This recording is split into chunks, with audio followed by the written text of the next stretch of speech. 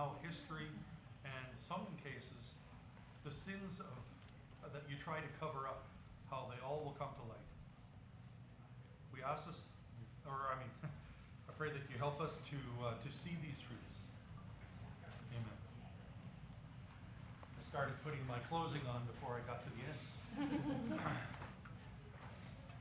Okay, so today I wanted to talk about, if you want to put it, for the medieval idea of the Roman Catholic Church, this is the beginning of the end. The Roman Catholic Church that we have today is not the Roman Catholic Church of the medieval church, and it is not the church of the ancient church. They are different. They have different, and we've kind of gone through some of the ideas. And the medieval church was a experiment. How does the world work, or how should it look if we are all Christians and this is how we have to live? That's kind of what happened. People don't question, or didn't question, the reality that God is in charge. He has given, his son has come to take away sins, and now he has left the church to govern this world spiritually. And he has sent kings to bring about, to make peace and bring order, that they will then allow the gospel to go forward so people can live the Christian life. That is what was known. Nobody questioned this. There had been, if you go back through all the things we've talked about, there were forgeries, but the majority of people didn't know that. We're not at the point in history where people began to point out all the forgeries of the Constantine document, or Constantine donation, and the idea that Constantine gave the West to the Roman Church and said they could just run it. That hasn't been exposed yet. The way the Roman Catholic Church, they saw themselves as the most pure church in the world, and that they were given the horrible weight of being the pure church that has to go out. And they were Peter's successors. Now, as much as we like to go back and say, oh, look, they call themselves Peter's successors, there was the weight of it. They had to be the pure church in some ways. But that was really beginning to wane by the time you get to the Crusades in the 1100s, the 1200s, and now into the period we're getting into. It has become a business of the running of the world. And one of the corruption, when you look at, I spent a lot of time this week studying what was the corruption of the church in this time period. And I wasn't finding all those things. Oh, all these people having, sexual problems, and all these people having, that was not what people were pointing out as the corruption of this period. It was, nepotism. A person became a cardinal because they were the son of so-and-so. They got the position because their family had lots of money. They were part of a coalition of people, and there were factions within the Roman Catholic Church that were very much so like the mob. And they put their people in charge so that they would get the kickbacks on whatever favors that they could get from the church. And so there was this organization, and so it's just started running. You've got this theological group that's coming up with ideas, and they're pulling in the Roman culture, not Christian culture, but they're pulling the Roman culture in, especially in the idea of Mary worship that came in at this point. And we kind of went through, a lot of that was Roman. Those concepts of the family. You can't go to the top member of the Godfather, if you want to put it that way. You go to the mother. You go to someone else, and they will be your direction into the community. That was very much a Roman culture concept that grew. Mary worship began in Rome, And it kind of stayed there and spread out a bit, but it focused there, very much so. It was not something that was pushed everywhere else, but it became very pushed by the time we have the Fourth Lateran Council, which was a rubber-stamped document where the church began to rubber-stamp doctrines of faith. And there was this almost a lockstep of everyone in the church had to be Roman. Roman, not just in their thinking, but their actions. If you question what the church does, it's your sin. The monks precipitated in all these little groups while they would have disagreements around. There was a lockstep. You do what this is because this is what God has commanded. You obey this way. If you question the rule of God's faith, then it is your sin nature and your rebellion that needs to be dealt with. And so they created this perfect storm of nobody questioning what's being taught. Now, I don't want to say everybody in the medieval period they were all heretics, because I do think God will save those whom he will save, but they were saved at this period despite what they were being taught, not because of what they were being taught. This is kind of a dark point. And I show this because this is actually in Avignon, and we'll go over that in just a moment here. Gabriel, it's not. Okay, so there was a concept, an idea that we talked about a long time ago. If we go back almost a year, I think it is, I talked about totus Christus. And it's an idea that was taught and was believed in the medieval church. And it basically is, what is the church?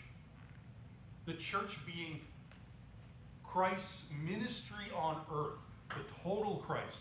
Christ is in heaven, but there is a part in the,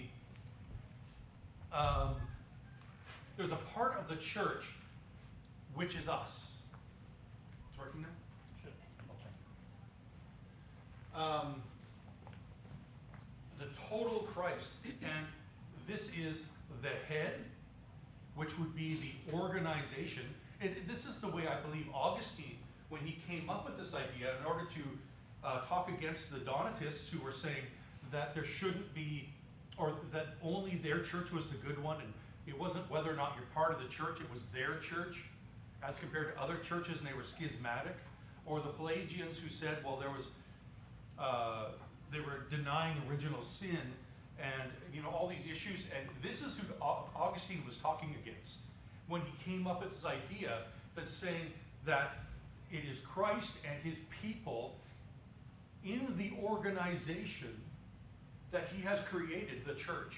And there is a certain organization, a skeleton to the flesh, but it is still people.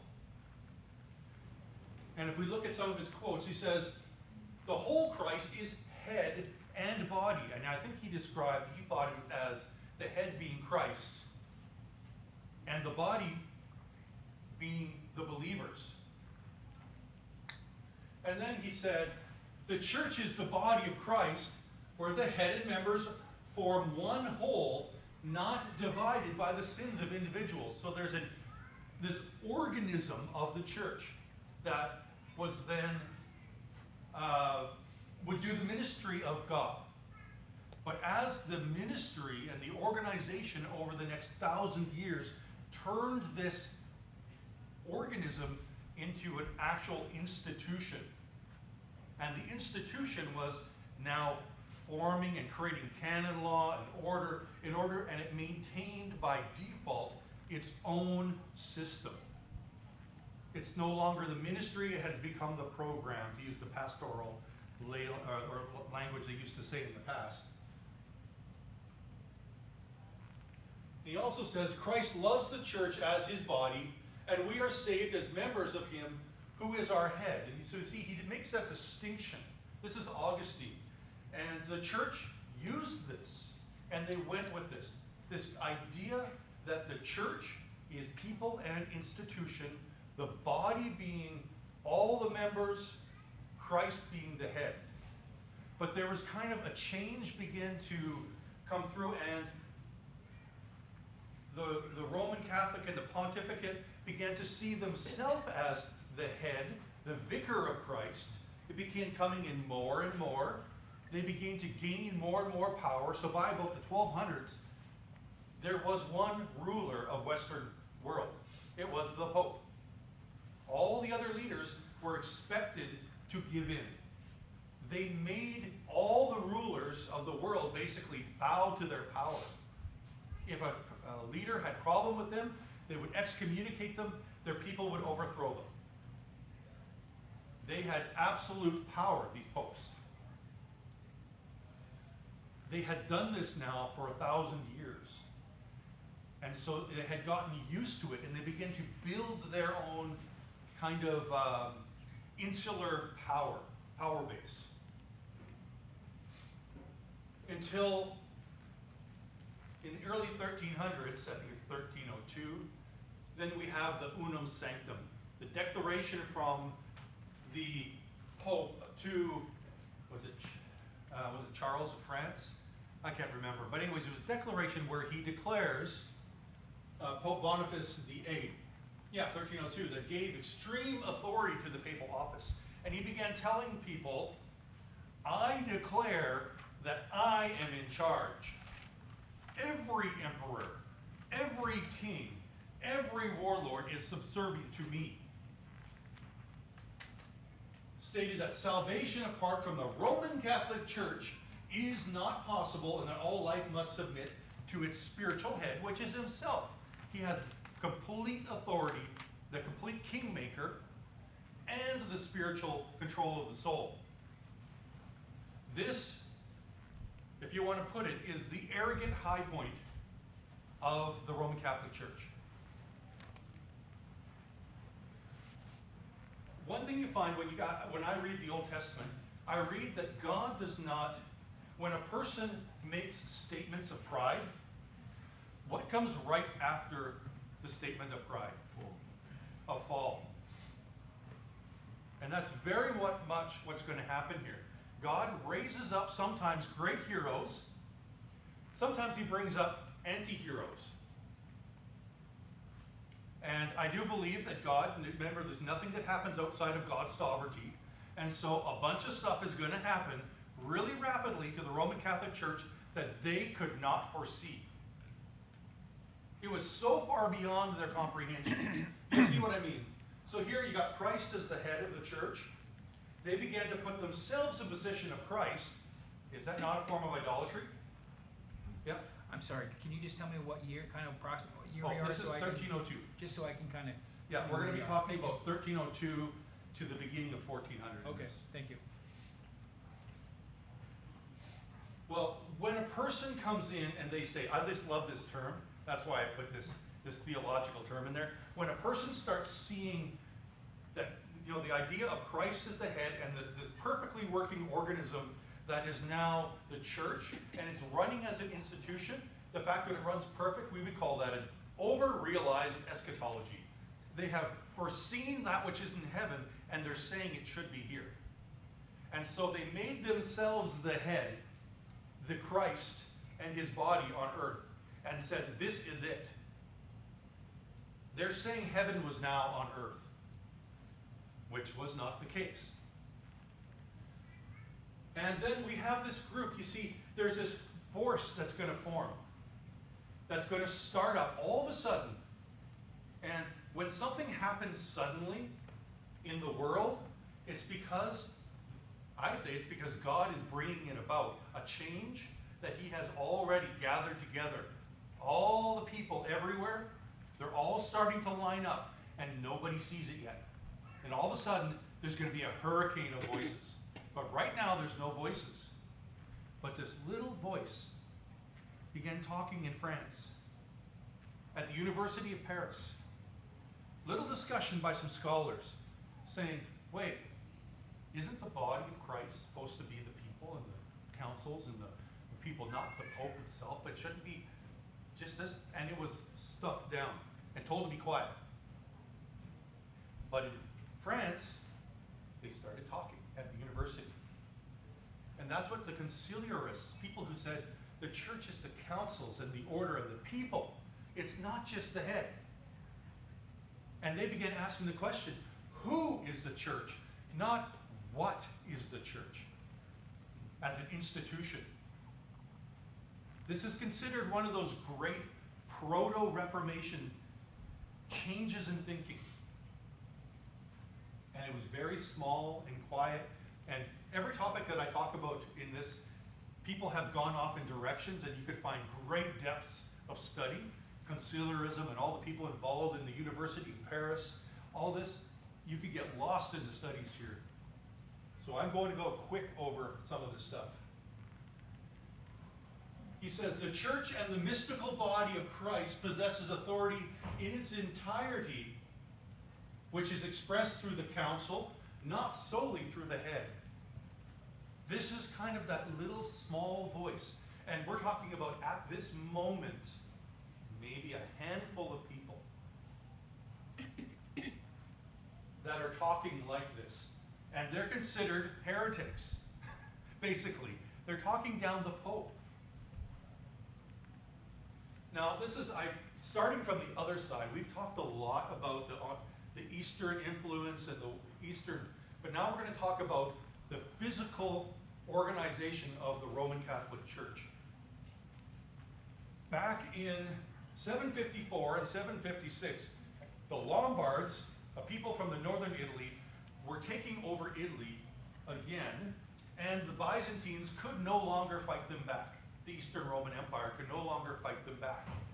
And they were losing ground, and they thought they were going to fall to these barbarians from the north, and the church was going to be threatened. So they went to King Pepin of France, or that area, it wasn't France, and said, we will make you king if you do some things. We will anoint you as king, a Christian king and all that stuff, if you defend Rome, push back the Lombards. And so he gave 2 donations. And this is not a forgery. This is real. This is the area around Rome and about 3 states around it. These are known as, the papal lands. The word just dropped as I said it.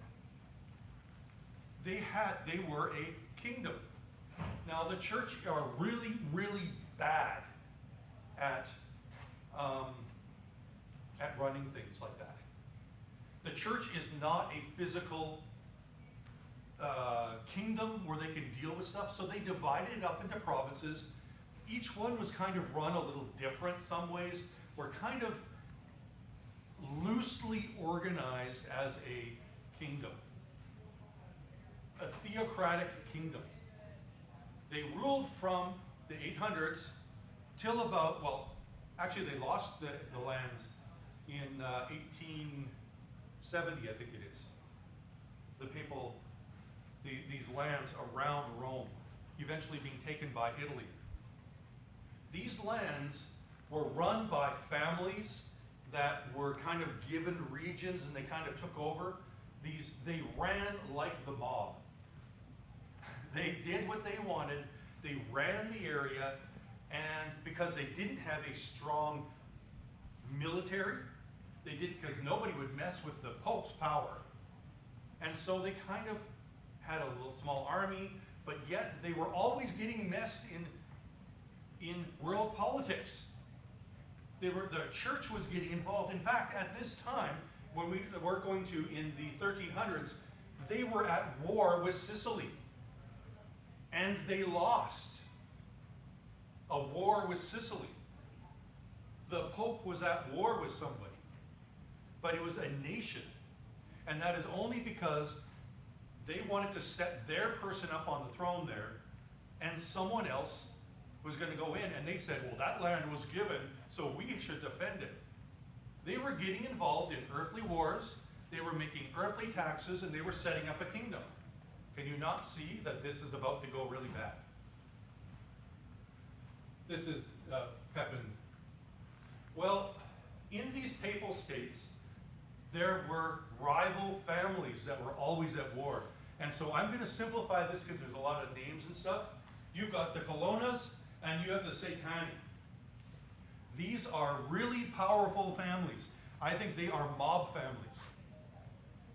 They realized that you can try to take over the papal states and get lots of money, but when you really want true power and protection, you need to influence the church. So what they started to do was buy off cardinals and leaders and people in the church and gain power by allowing them to get away with stuff in the papal lands. They had their own leaders. They had influence even up to the forming of popes, because it's all by election, right? Now, if you get enough votes, you can control stuff. The Colonnas were bloodthirsty. The Caetanis, as far as I can tell, were a little bit more patient. And the Colonnas got on the bad side of the Pope because they wanted to set up their friend in Sicily, who won the war. So the Colonnas, while they had lots of power in the church, by bribing officials and kind of doing the thing that the mob would do, all behind the scenes, that they were now bad, and they were kind of at war with the Pope, but not officially, because they're just a family, just a mob group. But they're also at war with this Caetani, who are really kind of they got in the good books with the Pope and the papacy. And so they were on the good side, and they were enemies, and so they would fight in the streets. We're talking about, this is like a civil war, not just families. They have influence for hundreds of years, go back into every community. And so if the Colonnas say, go, 10,000 people run to the streets. And then there would be 10,000 people would go the other, and they would start a fight in the streets. That's the power that they had. They ruled because there was no other leadership. No earthly leadership a huge one. Well, then in 1297, Stefano Colonna did the heist. You can actually look this up. They call it the heist. He stole 200,000 gold florins of the Pope's money and gave it, and took it to themselves, and this went too far. Now, just think, even by the amount of money we have now, 200,000 gold coins is a lot of money. Now, think of the 1300s. This was a heist, and the Pope was at the peak of his power. This was too much. So he, declared a crusade against this family. They made it illegal for the Colonnas to have any ministers in the church, excommunicated the whole church, and brought in a crusade against them, destroyed their lands, confiscated all their lands, laid siege to and destroyed their fortress, and gave all their lands to their rivals. Because again, they were on the good side, gave it all. Now, you think, if you have a mob family and you take away their home, are they defeated? No. Because their power is with people and the connections. And all their allies, they weren't defeated. So going after their lands was only the first thing. And the church was currently in this war, and they made peace in 1302. So they came in, led this crusade. All their coffers are gone because they lost this money, and now they've finally made peace, but they are weak. They've been depleted of money and resources at this point. Then something comes in. Again, you notice the name. Sciarra Colonna. Another Colonna decided with him and some other foreign agitators, got 1,400 mercenaries, and they swarmed the Pope and his house, killed everybody in it except for the Pope, locked him in a room for 3 days, and at least they yelled at him a lot, But realistically, they say that there's no evidence they beat up the Pope, but they held him in a Rome for 3 days until the people of the town began to question, wait, isn't the Pope here? And they rose up en masse and freed the Pope. Now, you have this man. He is the most powerful man in the world. He raises kings and lowers them. He controls whether people go to heaven or hell. And they locked him in a room for 3 days. That's why it's known as the Anagni outrage. Because it is the greatest slap in the face that you could ever do to the Roman pontificate. Followed by a whole lot of rioting in the streets everywhere. The whole country was in disorder, and the Pope had been embarrassed to the greatest level. The whole organization was raging mad, and they were embarrassed. He then died a few weeks later from a stroke brought on by the stress of the event, followed by it was about 3 years, it's actually 2 years and change, where they couldn't come up with who was going to be the next Pope, because all these families had bought everybody off. And so they were at a loggerheads. They couldn't determine who was going to be the next Pope. They put up the smoke in the building to make the new Pope for almost 3 years, because they couldn't come to an agreement, because everybody was in their factions. Then there was one guy named Celestus, I think it was the 5th. He got voted in after 3 years. He was voted in because he was a nice guy. He was really nice. He got along with everybody, extremely pious. He loved to go into his room and just pray for everybody and preach the word. And he was probably a very good guy. But he got put there in charge, and as soon as he was in charge, he realized this was a huge mistake. And he almost immediately said and tried to resign the position of Pope. He managed to allow him to resign after 2 months. And then the smoke went back up again to form a new Pope. And this time they came up with Clement V. Clement V realized that now there's 2 popes, but one is self-deposed, right? He's still a figurehead.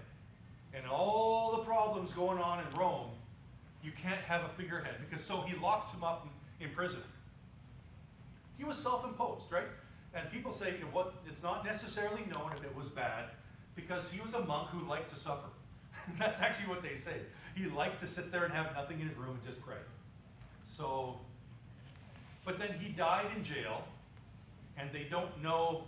Historians have debated whether or not it was malicious or not. But he died at this time, and the Colonnas and all the people with them kind of rallied around Celestus. Clement came in and said, okay, I got to make peace. I got to work this out. So now there is constant turmoil taking place in Rome and Italy. Riots in the streets all the time. And he says, we got to make a change. And then France comes up and says, you know what? We're safe. Come to us.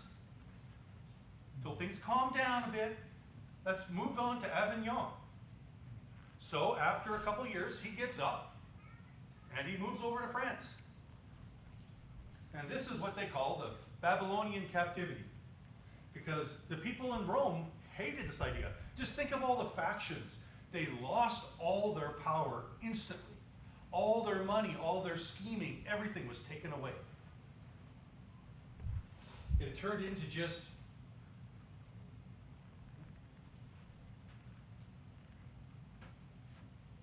so he moved to Avignon to avoid the simony and nepotism. Simony is the buying of offices, and nepotism is giving them to people who are your family members. And so he avoided, because they were so corrupt and he knew it. But as soon as he left, immediately, all of a sudden, you got these, Avignon, where is that? Is that in France? Where is Avignon is in France. Yep. Okay. I believe at this time it was actually just a small village. Because they eventually buy it.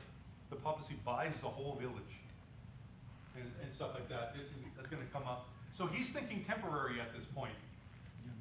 So the Babylonian captivity, as soon as they get there, they are accused from Rome as being the most corrupt people, and they should get right back to Rome. Because this is where the sweet spot is. You're the Roman church, and you're not in Rome. Just think about it. The Roman church is not in Rome. You're the French church now. How can you call yourself Peter's successor when you're not at the church of Peter? Now this is a real problem. And they start saying all you're doing is simony and nepotism, the same things that they are accused of, and he has to run, is happening there in Avignon. And you know what? It was. All history says that the church was so corrupt, as soon as it got into France, instead of it being Roman people buying and selling, the French started doing it. And they got all their people in control. And, well, they didn't have a place for all the cardinals and all their staff and everything to run the world from, so they had to build a place which was called the Palais des Papes, or probably the Palace of the Popes. And the thing is, when they built this palace, I think I have it right there, was right when plagues were going through the Black Death. And so Rome loved to rub it in your face. Look, you're building this palace while everyone's dying around you. Why don't you give that money to the poor? You know, the old argument is always used. So they built this palace, which was just a functional government building. Yeah, probably it would pull in resources to build a new palace. And eventually they're going to stay and they're going to buy the whole area, because they just get bigger and bigger. But you notice then, the people in France start saying, well, we left because you guys have simony, nepotism, but indulgences. They actually accuse them right back, saying that's why we're in France. Because you're bad. So they're both accusing each other of the exact same things. And they were corrupt. And it's kind of silly because they're you can just see where this is going. So I have this map, and I know I got the AI to do it, so it's kind of messed up. But they went to Avignon on the left here. So Clement of the Fifth came, and he set up there, and he stayed for a while. So you've got John and Benedict and Innocent and Urbain and Gregory. And so Gregory the 11th, he, after all these years of being in France, we're talking about 76 years. Yeah. So there's no real official church leadership in Rome when they're all in France? Yes. They just got up and moved away. And because the country was in turmoil and not recovering. In fact, it never really, see, it doesn't get better. But, so Gregory the 11th, he says, enough of this. He gets up and he moves back to Rome. Well, the thing is that Gregory the 11th doesn't live very long once he gets back in Rome. He just dies naturally being an old man. So they have another pope, that they have a new election, and you have Boniface the 9th. You'll find that most of the buildings in this story are going to be called Boniface. I just noticed it. They all have the name Boniface. Boniface the 9th gets elected. But as they're electing him, there's riots in the streets, and the rioters are screaming, "Give us a Roman pope, if not Roman, Italian," and chanting it and threatening to destroy the city unless they get a Roman pope. So do you think they're going to choose a French or maybe a Swiss or a Polish leader at this point? No, they're going to get a Roman. And guess who Boniface is? He is a Roman person who is also from the Caetani. He's part of that group who has always been benefited. And when he gets in power, he doesn't say, okay, we need to heal the wounds. He starts alienating anybody who was French, alienating anybody who isn't Roman. he starts collecting cardinals who disagree with him and imprisoning them. And he, on record, tortures at least 6 of them. And he starts creating this, trying to rule a dissenting group of cardinals and trying to make power by using extreme force and tyranny. This does not go over well, and all those who disagree with him go back to Avignon and they form a new pope. So now you have 2 popes. This starts creating a huge issue. You've got this Avignon on the left. Now you've got in red Rome and Avignon, with Pope Urbain in France, and now there is Boniface again. He's still there in Rome. And you notice that there's a number of popes under them. So at this point, you've got 2 leaderships. Now, both of them go out and excommunicate each other. They both go out and excommunicate every king and leader who sides with the other one. So if you're in France, you've been excommunicated by Rome. Or if you're in Rome, so now who has the authority of the keys of heaven? Who actually, and people begin to question now and think. And that university at France, which were there and they were talking, it begins to build. And all of a sudden it gets really loud. And the Pope in Avignon goes, whoa, this is getting really loud. These people are starting to, the Concilliarists are starting to talk. And he goes to the king of France and says, shut these guys up. And so he goes in there and tells the university professors to stop talking about theological things like conciliarism, the authority of the throne, who has opens and closes the salvation, and all that stuff. What do you think happens when you tell a bunch of intellectuals they can't talk about something? They talk all the more, but they spread, and they start going all over the place, and every one of them starts talking, and pretty soon the whole of Europe is screaming like this massive storm of conciliarism, and it's like a tidal wave, and the popes are here. They lost all their credibility instantly when they had 2 popes. And all the people start screaming, and you think at this moment, we're going to lose. There's going to be an end of the papacy. And they start forming this new council. But again, it takes a while because it does have to build a little bit. So you got the 2 popes, and you have this thing where not just talking about change, but they call it Gallicanism from France. And what that is a French church. Well, you got the Roman church. Well, they start saying, well, is there a French church? Well, how about a Swiss church? How about a German church? How about an English church? And they start thinking about regional churches. Boom, there's another thought that people have been suppressing and not allowing to talk about. Yeah? So this time here, we're at 13. Yeah, this is an early third.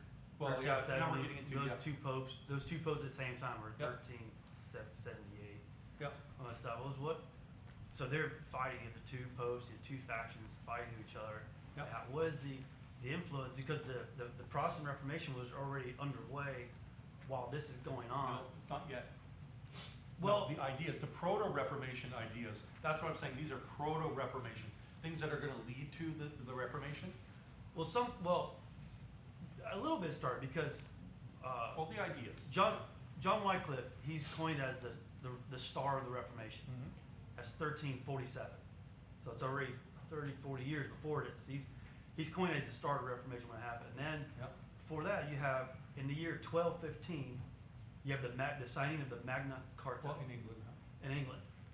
The person who wrote the Magna Carta, Stephen Langston, who is the foremost who put in our chapter and verse divisions in the Bible. So he was a Bible, he's a probably, man, he's the one who wrote the Magna Carta to the landowners in England who challenged the king. Yeah, there, and all there that. were ideas, there were places, but they didn't become So, mainstream. They didn't You wanna become put it. mainstream. Yeah, I agree. They're Yeah. not mainstream. I'm just saying that these ideas have started in there. So what's the interesting thing is the conversation is like what you're saying before is who is the church? Yep. So the Pope is claiming, full authority, right? But when in history here, in church history, when is it's interesting to know when you challenge the authority because as we Well, that's understand where the we're gonna go. Bible, We're gonna get up when it actually gets challenged, because they start going, you've got these local ideas. Now, Gallicanism, these are all ideas that start forming together, but they're new because people have not been allowed to think independently. If you thought for yourself, you're a heretic. Now people are thinking because whose authority is telling them they can't think about things? And they begin challenging the whole idea of this governance.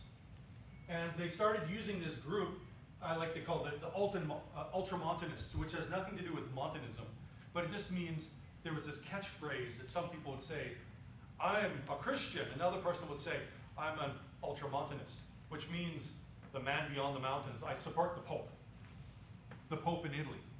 So it's either you're French or you're the Pope, the man across the Alps.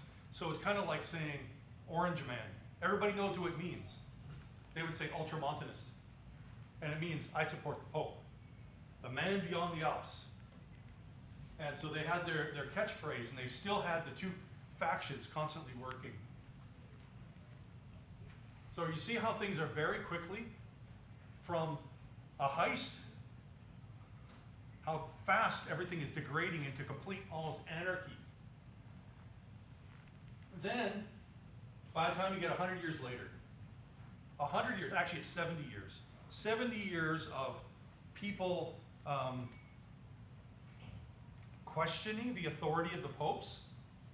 The Concilliarists gain maximum momentum. And at this point, they come together at the Council of Constance and they create two documents. One called the Hic Sancta and the other called the Frequens. And both these documents challenge the authority of the Pope. The first is that they said all the church has to meet on a regular basis so that we can determine what the church is going to believe. And it says, this is the declaration. Just think of the wording of this. I'm going to read it. It says, legitimately assembled in the Holy Spirit,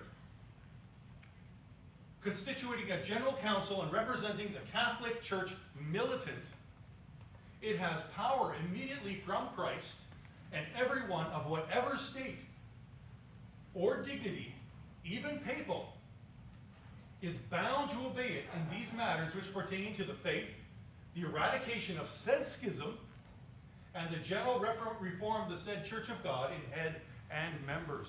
So they claimed for themselves the power, and because they had so much power, this stuck. The church said, these guys are right. The popes need to be humbled. They need to give in.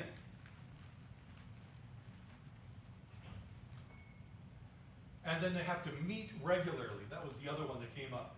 The Pope can't just not have a meeting or call a meeting for 300 years and then rubber stamp a whole bunch of doctrines like he did with the Fourth Lateran Council.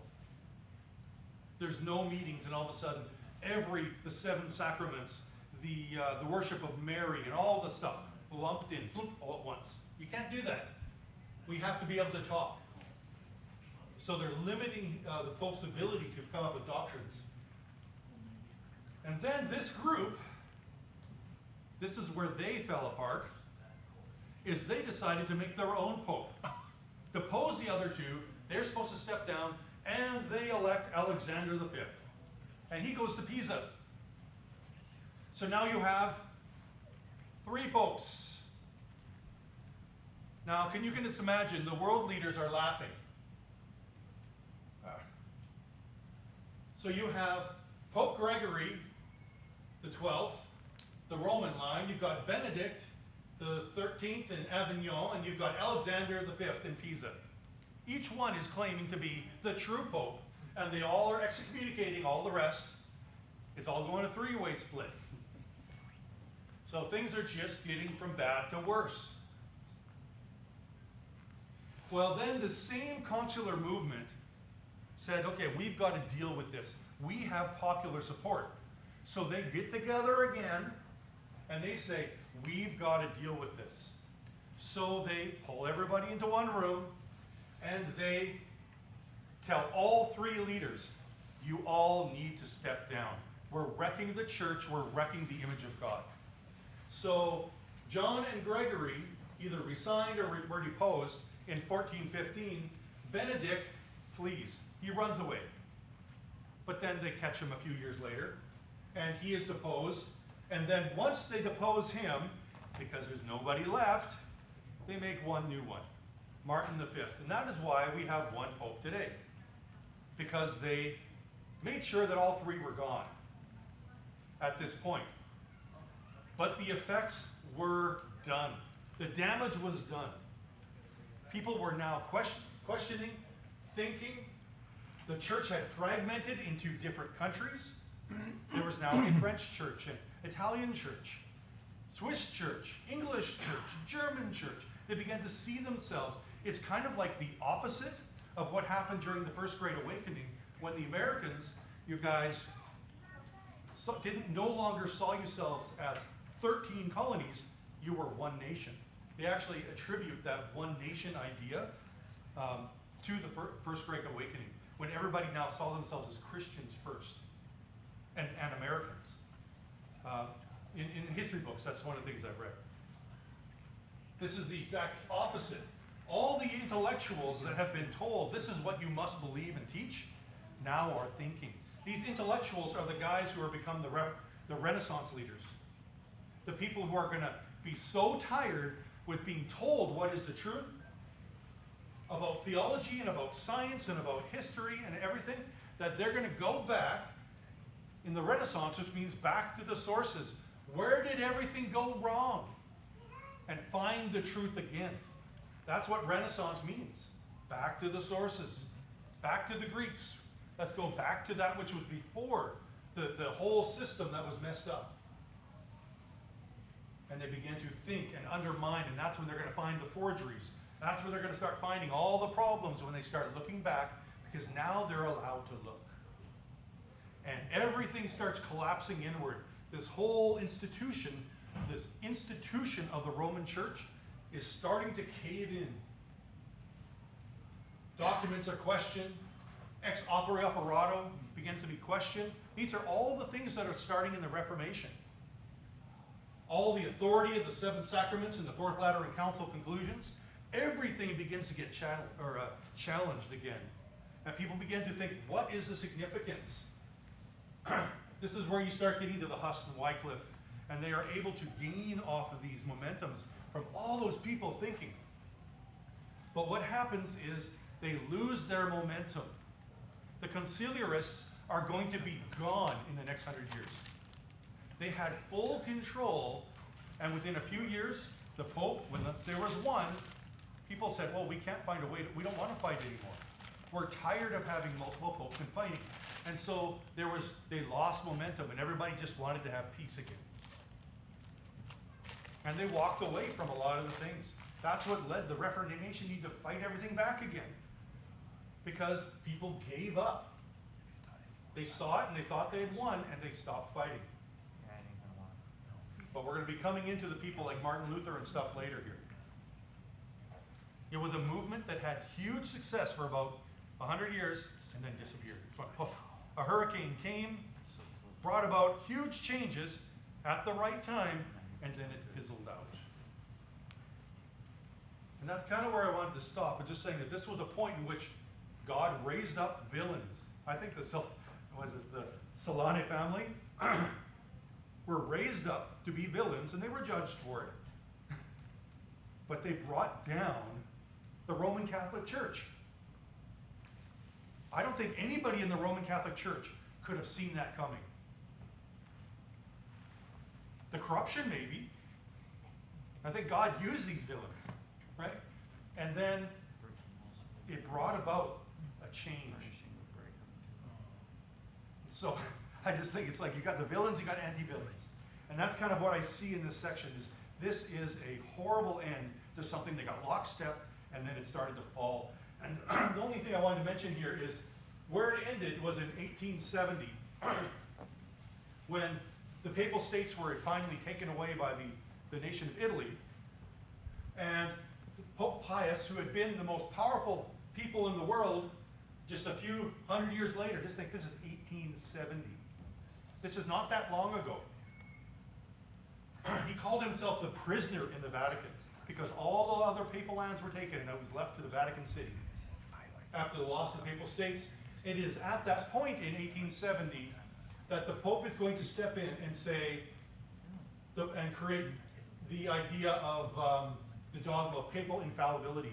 But by this point, it's a chihuahua barking. Napoleon captured captured the Pope in 1809. Napoleon captured the Pope and died in jail too. So I can see that was another one. That was another Pope captured and died in jail. It's not the authority. They had no power by this point.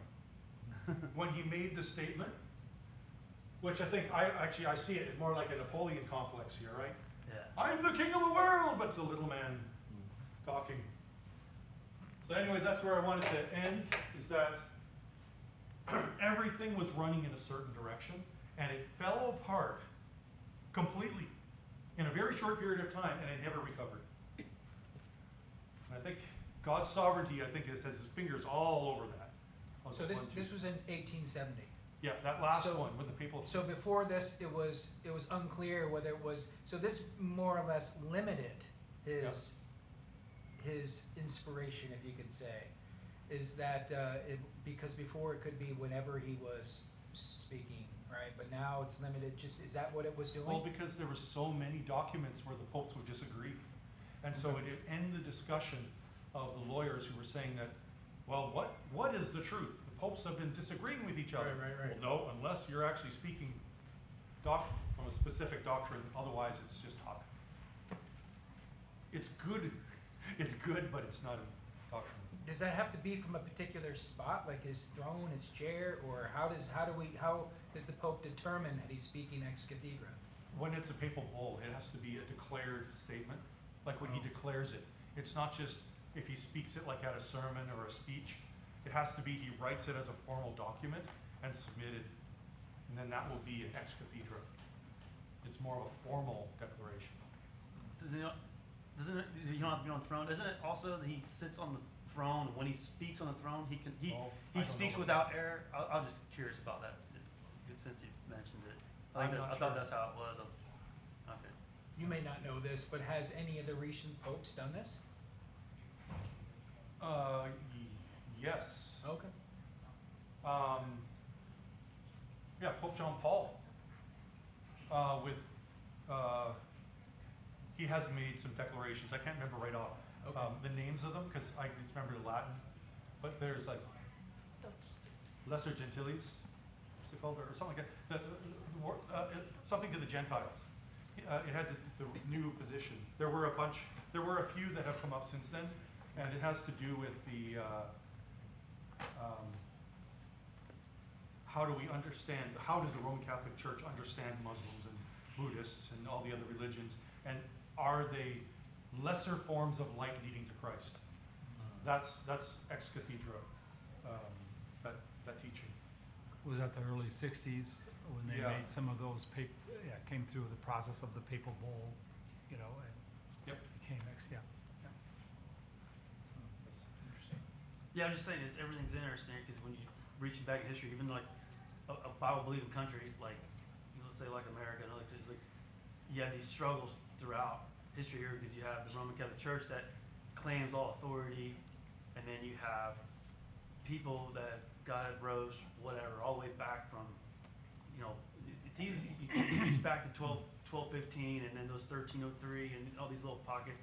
It even happens before that, but it's easier to find those from like 1215. And that's the fact that we all, under the Protestant blanket or Bible believing nations, people rose out of separating themselves from the Roman Church. As the Roman Church, you weren't allowed to read the Bible. You know, you weren't allowed to print the Bible in the native tongue that you're in. Yep. You couldn't learn the Bible. The only that was locked up for the priest only.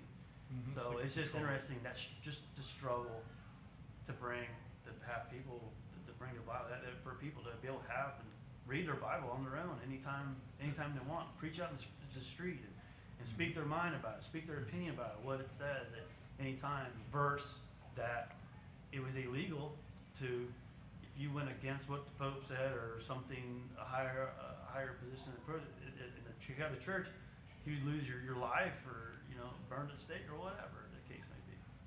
It's just interesting, the struggle between Yeah. the two.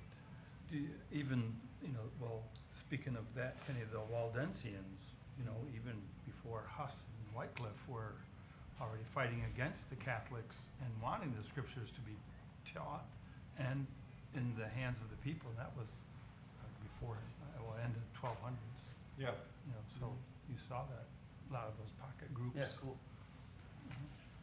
Yeah, it's just, I hear what you're saying, and I hear that you got a place where I just can't, it's amazing to me that it survived, the Roman Catholic Church, and it just, to me, it just kind of seems that the natural man wants to have this form of godliness, but without the power.